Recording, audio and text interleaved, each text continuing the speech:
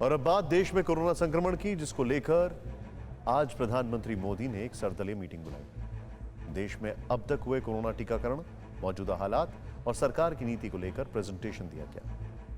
इस बीच आज देश में हुए चौथे सीरो सर्वे की रिपोर्ट भी आई है। यह सर्वे ICMR यानी Indian council for medical research ने 21 राज्यों के 70 जिलों में जून-जुलाई महीने में किया। रिपोर्ट के मुताबिक देश की 67% आबादी यानी 2/3 आबादी में एंटीबॉडी डेवलप हुई है। यह या तो संक्रमण से बनी है या फिर वैक्सीन लगने के बाद। लेकिन इनके अलावा बची करीब 1/3 आबादी पर कोरोना संक्रमण का खतरा बना हुआ है। 40 करोड़ लोग अभी भी कोरोना के खतरे में। इस सीरो सर्वे में कुल 28,975 लोग शामिल किए गए थे। पता चला है कि 69% से ज्यादा महिलाओं और 65% से ज्यादा पुरुषों में कोविड के खिलाफ एंटीबॉडी मौजूद है। एक और अहम बात यह पता चली है कि गांव हो या शहर, कोरोना के खिलाफ एंटीबॉडी के मामले में बहुत ज्यादा फर्क नहीं है। शहरी इलाकों में रहने वाले करीब 69.5% लोगों में और ग्रामीण इलाकों में रहने वाले करीब 67% लोगों में एंटीबॉडी पाई गई। यह एंटीबॉडी दो तरह से बनी। एक तो लोग जो कोरोना वायरस के संक्रमण की चपेट में आए और उसके बाद शरीर में वायरस से लड़ने के लिए एंटीबॉडी बनी, और दूसरे वो लोग हैं जिन्होंने वैक्सीन लगवा ली। लेकिन अच्छी बात यह है कि आबादी के एक बड़े हिस्से में एंटीबॉडी डेवलप हो गई है। इस बीच आज कोरोना के आंकड़ों ने भी राहत दी है। देश में सोमवार को कोरोना संक्रमण के जो नए मामले सामने आए हैं वो 125 दिन में सबसे कम है। इसके साथ ही टोटल एक्टिव केस का आंकड़ा भी 117 दिन बाद 4 लाख के नीचे पहुंच गया और सोमवार को 111 दिन बाद सबसे कम मौत भी दर्ज की गई। संक्रमण के कम होते आंकड़ों के बीच एक बार फिर देश में स्कूल खोलने की बात कही गई। सबसे पहले एम्स के डायरेक्टर डॉक्टर रणदीप गुलेरिया ने एक इंटरव्यू में कहा कि जिन जिलों में संक्रमण कम है वहां पर स्कूल खोले जा सकते हैं। दरअसल कोरोना की वजह से देश में पिछले करीब 15 महीने से स्कूल बंद हैं और इसका असर करोड़ों स्टूडेंट्स की पढ़ाई पर हो रहा है, मानसिक विकास पर हो रहा है। लिहाजा कम होते केसों को देखते हुए स्कूलों को फिर से खोलने की बात हो रही है। हालांकि जिस तरह तीसरी लहर के दहलीज पर होने की आशंका जताई जा रही है, उससे देखते हुए अभी भी बहुत से पेरेंट्स के मन में डर है कि इन हालात में स्कूल भेजने पर उनके बच्चे संक्रमण का शिकार बन सकते हैं और फिर पूरा परिवार चपेट में आ सकता है।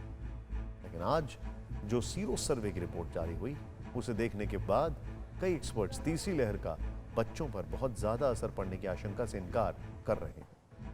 सीरो सर्वे के मुताबिक 6 से 9 साल के 57% बच्चों में एंटीबॉडी मिली और 10 से 17 साल के 61% बच्चों में एंटीबॉडी मौजूद है। अब बच्चों के लिए अभी तक वैक्सीन तो आई नहीं। ऐसे में साफ है कि बच्चे संक्रमण का शिकार हुए हैं, लेकिन ज्यादातर बच्चे खुद ब खुद ठीक भी हो गए। क्यों और कैसे, ये बात समझाई ICMR के DG डॉक्टर बलराम भार्गव ने। छोटे बच्चे वायरस को बहुत आसानी से हैंडल कर लेते हैं, अडल्ट से ज़्यादा आसानी से हैंडल कर देते हैं।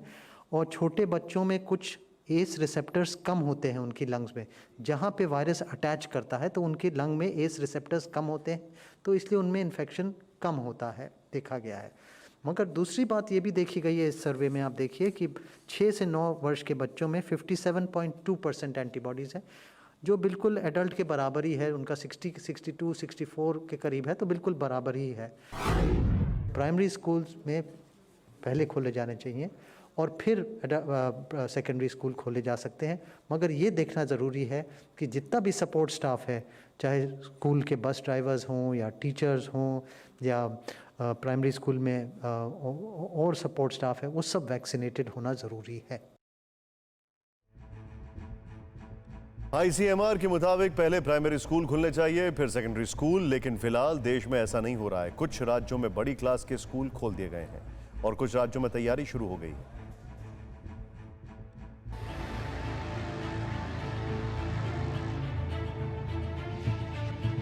पंद्रह महीने से हमारे और आपके बच्चों की पढ़ाई को कोरोना वायरस के कहर ने छिन्न भिन्न कर रखा है। बच्चे रेगुलर स्कूल जाकर पढ़ाई नहीं कर पा रहे हैं। हालांकि कोरोना के कम होते मामलों के बीच कुछ राज्य स्कूल खोलने की तैयारी में, तो कुछ राज्यों में स्कूल खुल भी गए हैं। महाराष्ट्र में ग्रामीण इलाकों में 15 जुलाई से 8वीं से 12वीं तक के तकरीबन 5,900 स्कूलों में ऑफलाइन क्लासेस शुरू कर दी गई हैं। गुजरात में 15 जुलाई से 12वीं के स्टूडेंट के लिए ऑफलाइन क्लासेस शुरू हो गई। हिमाचल प्रदेश में 19 जुलाई से 9वीं से 12वीं तक के स्कूल खोल दिए गए। चंडीगढ़ में भी 19 जुलाई से 9वीं से 12वीं तक के स्कूल खोल दिए गए। हरियाणा में 16 जुलाई से 9वीं से 12वीं तक के स्कूल खुल चुके हैं। 23 जुलाई से 6वीं से 8वीं तक के स्कूल भी खोल दिए जाएंगे। बिहार में 12 जुलाई से 11वीं 12वीं डिग्री कॉलेज, सरकारी और प्राइवेट यूनिवर्सिटी और टेक्निकल इंस्टीट्यूट को 50% कैपेसिटी के साथ खोल दिया गया है।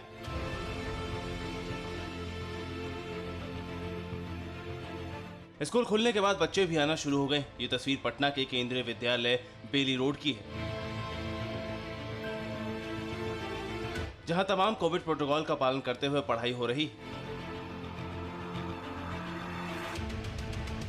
प्रिकॉशन के साथ आते हैं और स्कूल में इतना प्रिकॉशन मिल रहा है, सारे लोग दूर दूर बैठते हैं, सारा प्रिकॉशन मिल रहा है, सैनिटाइज होता है तो इसकी वजह से डर नहीं लगता। स्कूल की तरफ से बहुत फ्रीक्वेंट सैनिटेशंस हो रहे हैं और स्कूल गेट पे एक ऑटो सैनिटाइजर मशीन भी लगाया है, हर कॉरिडोर में इंस्टॉल्ड है और हमें भी स्ट्रिक्ट इंस्ट्रक्शंस दिए गए हैं कि मास्क पहन के रखना है एंड अपना सैनिटाइजर खुद कैरी करना है, सिंगल बेंच पे बैठना है, no sharing of food in anything. इससे काफ़ी हेल्प मिली। सोशल डिस्टेंसिंग इनका मेंटेन होता है, पूरा बरामदा क्लासरूम सैनिटाइज होता है रोज़ 2 बार।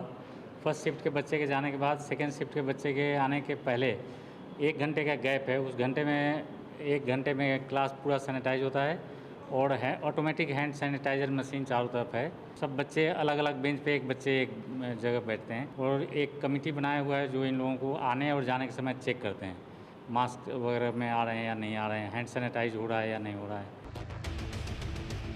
राहत की बात यह कि बिहार में 12 जुलाई से स्कूल खुले, लेकिन अब तक इस दौरान कहीं से भी किसी भी बच्चे या शिक्षक के संक्रमित होने की सूचना नहीं। लेकिन इसका मतलब ये नहीं कि बेफिक्र हो जाएं। एहतियात लगातार बरतनी जरूरी है। स्कूल खोलने में बच्चों का कोई असुविधा नहीं होनी चाहिए, क्योंकि अभी कोरोना के केस बिहार में भी देखें और पटना में भी तो काफ़ी कम गए हैं। सो सावधानियों के साथ स्कूल को खोलना चाहिए। सावधानियों के साथ हरियाणा में 9वीं से 12वीं तक के स्कूल खुल चुके हैं। महीनों बाद स्कूल आकर बच्चे खुश हैं। वो खुद एहतियात बरत रहे हैं और स्कूल प्रशासन भी। आज स्कूल में आए तो हमारी पूरी बॉडी को सैनिटाइज किया गया और जैसे ही हम क्लास में आए तो हमने देखा कि हमारी क्लासरूम भी सैनिटाइज थी और सोशल डिस्टेंसिंग का भी पालन किया गया। अब सभी बेंचों पे उन बच्चों के नाम लिखे हुए हैं जिससे जहाँ बैठना है और सभी एक अकेले बैठे हुए हैं बेंचों पे। हालांकि कई बच्चों के पेरेंट्स को कोरोना का डर भी सता रहा है और वो ऑनलाइन पढ़ाई ही जारी रखना चाह रहे हैं।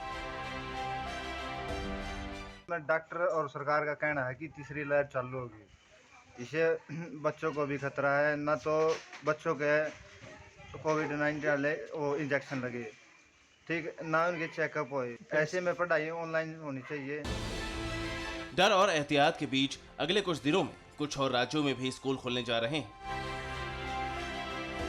आंध्र प्रदेश में 16 अगस्त से स्कूलों को दोबारा खोलने का फैसला लिया गया है। ओडिशा में 26 जुलाई से 10वीं से 12वीं तक के स्कूल खोलने की तैयारी। मध्य प्रदेश में 26 जुलाई से 11वीं और 12वीं क्लास के लिए स्कूल शुरू हो जाएंगे। 15 अगस्त के बाद तीसरी लहर को ध्यान में रखते हुए बाकी कक्षाओं के स्कूल भी खोले जाएंगे। इसके साथ ही 1 अगस्त से कॉलेजों में भी ऑफलाइन क्लासेस शुरू करने की तैयारी। लेकिन इन तैयारियों को लेकर बच्चों और उनके पेरेंट्स की क्या राय है, ये जानना भी जरूरी है, क्योंकि बच्चों का स्कूल जाना स्वैच्छिक है, पेरेंट्स की परमिशन के साथ। जब वैक्सीनेशन सब लोगों के हो जाएंगे तभी जाएंगे हम स्कूल। अभी थोड़ी अच्छी पढ़ाई नहीं चल रही है क्योंकि ऑनलाइन क्लास में नेटवर्क नहीं मिलता है, ये सब वगैरह, और अच्छे से कुछ प्रॉपर्ली समझ भी नहीं आता है। स्कूल तो भेजना बहुत ज़रूरी है बच्चों को, क्योंकि काफ़ी लॉस हो गया है। यदि 2-3 महीने की बात रहती तो बात अलग थी, लेकिन अभी गवर्नमेंट की व्यवस्थाओं को देखते हुए मुझे लग रहा है कि वैक्सीनेशन में काफ़ी टाइम लगेगा और उसके बिना बच्चों को भेजना भी खतरे से खाली नहीं है। बच्चों के वैक्सीनेशन नहीं हुए हैं, यह एक खतरे का विषय है और ये देखा गया है पूरे विश्व में कि तीसरी लहर में बच्चों को ही सबसे ज़्यादा अफेक्ट हुए हैं बच्चे। सो उसके तहत हमको बहुत सावधानी रखने की आवश्यकता है। इवन मेरा एक सजेशन ये है कि सरकार को स्कूल खोलने के पहले टीचर्स की ट्रेनिंग, जो गवर्नमेंट के डॉक्टर्स हैं उनके द्वारा सब जगह ली जानी चाहिए कि किस प्रकार से उनको मैनेज करना है। ऐसा ट्रेनिंग का एक सेशन करने के बाद में इसको ओपन करना चाहिए।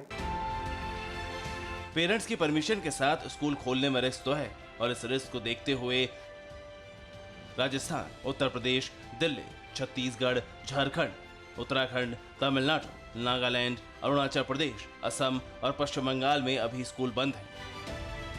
स्कूल अभी खुलना नहीं चाहिए।